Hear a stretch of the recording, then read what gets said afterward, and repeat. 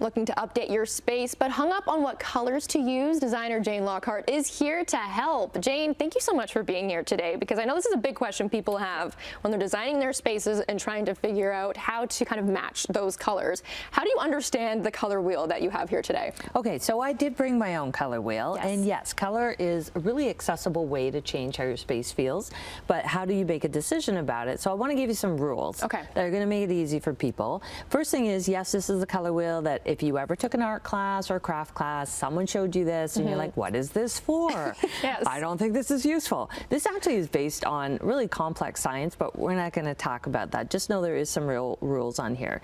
Number one, and you mentioned this before, colors that are opposite each other. So any color that's opposite another color on the color wheel means that it's going to intensify each other. So red makes green greener and green makes red redder. Okay. And your poppy is kind of like that. And then colors that are side by side tone each other, meaning they calm you down. Okay. So that's why the color wheel is really important, because there's multiple other relationships, but those are the ones that are immediately important when we're talking about your space. And when we think about, using certain colors in different spaces, what does each color mean? Okay, good question, because meaning of color is something that no one ever thinks about, because they don't realize that sometimes your preference of color does have a meaning for you personally. Like I always joke with people, like I'm going to ask you, what's your favorite color? Pink. Pink. Okay, that's a great. So pink is a derivative of red. So for people who love red, they're usually energetic. Pink is a softer version of that. So you're energetic but soft. Yeah, right? That works. So a little bit of personal meaning, but also meaning in terms of a lot of people look at red as being a color that means action, move forward, right?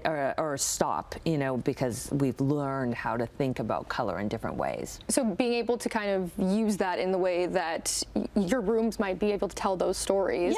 When we use color in different spaces, how do we set that tone in different atmospheres? How does color play into that? So your space is a combination of how you want it to feel and how you feel about that color. So I put some pictures of spaces that we can have a look at, so we can kind of talk about how those go together.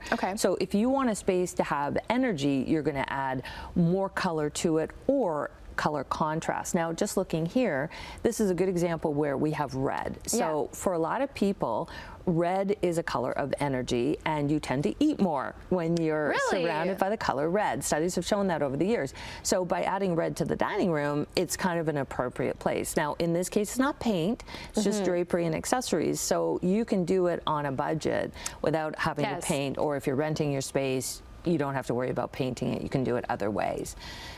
Other things like color that add pops of color is another way of really changing a space. So this room, for instance, is really all gray and black furniture. It is, yeah. But that's not what you look at. No, you see those pops of color. The blue. That's right. There's turquoise there, and there's orange, which on the color wheel are opposite each other.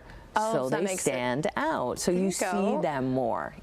So it's a really interesting way of using color together to make it stand out. Is this something that, as a designer, is this something that you see time to time, where do you recommend that people maybe go out with a color wheel when they're shopping? Maybe they go to different home goods stores and they're trying to find that accent pillow or those accent curtains. Is that something that you'd recommend? That's a really good point. So yes, you could travel through your retail place with your color wheel, whichever one be like, what are you doing? But what I would say to you is, if you take away some concepts with you, so if you have gray walls, for instance, light gray walls, gray is a derivative of blue.